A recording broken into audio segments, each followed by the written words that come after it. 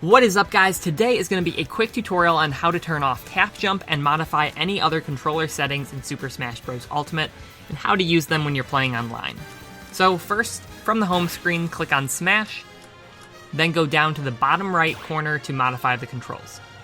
You can enter a new name or change an existing one, so go to the one you want to change and go to the controller that is currently in use.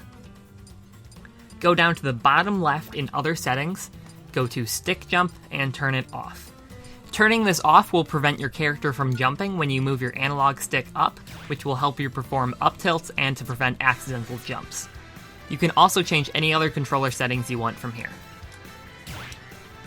Now, if you want to use these controls online, go to the online mode, choose your character, and then click on the name. Change it to the name that has the desired control saved, and that's it. Hopefully you found this helpful. Make sure to subscribe and hit the bell so you get alerted for my new competitive guide to Smash Ultimate that is coming out soon. If you have any questions, please let me know in the comments. Thanks for watching. Peace.